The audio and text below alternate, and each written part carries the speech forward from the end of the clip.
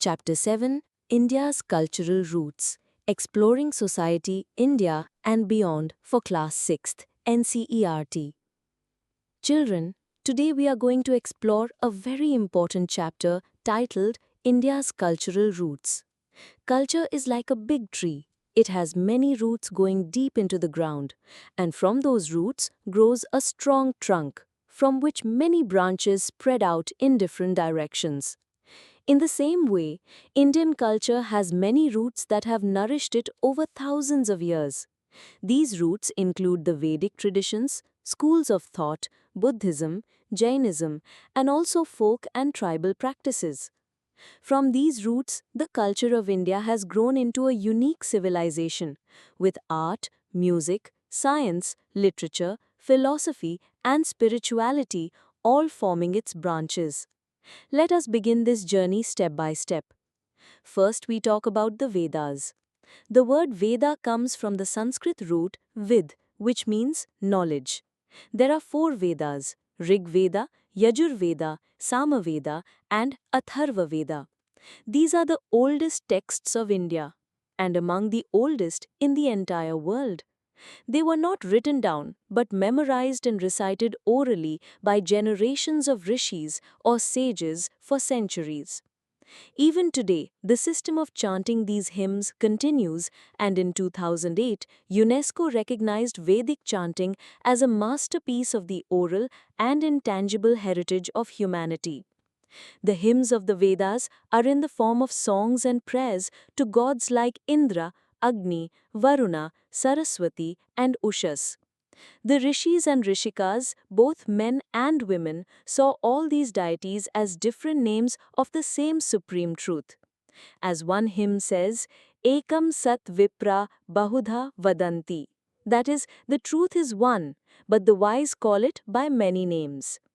This shows the broad-mindedness of Vedic culture, where unity was always valued. In fact, the last verses of the Rig Veda call for unity in society. Come together, speak together, may your minds be united. This spirit of togetherness is a key cultural value that Indians have carried forward for thousands of years. Now let us understand Vedic society. The Rig Veda mentions more than 30 janas or clans like the Bharatas, Purus, Kurus, and Yadus. These clans were spread across the northwestern parts of the subcontinent. Each clan had a leader, sometimes called a Raja, and there were assemblies called Sabha and Samiti where important decisions were taken. Professions in Vedic society were varied: farmers, weavers, potters, carpenters, priests, healers, and even dancers and singers. This tells us that Vedic society was both agricultural and artistic. The Vedic tradition also gave rise to many schools of thought. One important group of texts called the Upanishads explored deep questions about life, death, and the nature of reality. They introduced the ideas of rebirth and karma. They also taught that the essence of everything in the universe is one divine reality called Brahman. Within each living being exists the Atman, or the Self, which is not different from Brahman. That is why the Upanishads say Tattvamasi, that is, you are that. This means that each of us is part of the same universal essence. These teachings encouraged compassion because if everything is one, then harming another being is like harming oneself. Later, the Vedantic school and yoga built on these ideas, and together they became the foundation of what we call Hinduism today. But Indian culture was not only shaped by the Vedas. Around the 6th century BCE, two new great schools of thought emerged: Buddhism and Jainism. Let us begin with Buddhism.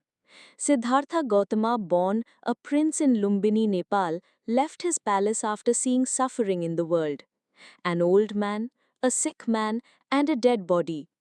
Disturbed, he gave up royal life and meditated for years until he attained enlightenment under a Bodhi tree at Bodh Gaya in Bihar.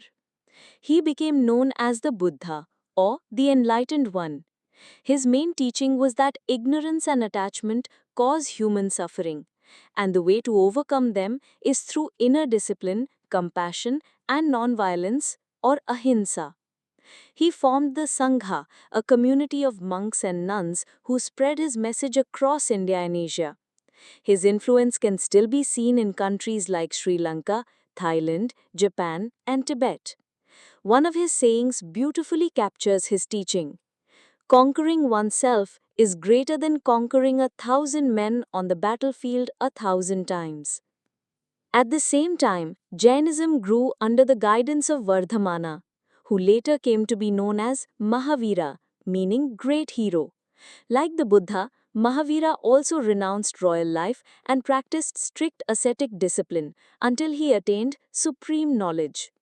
Jainism too emphasizes ahimsa, but also teaches anekantavada, the idea that truth has many sides and no single statement can fully describe it. For example, a famous Jain story tells of blind men touching different parts of an elephant. One says it is like a rope, another like a pillar, another like a wall. Each is partly right, but the whole truth is greater than their separate views.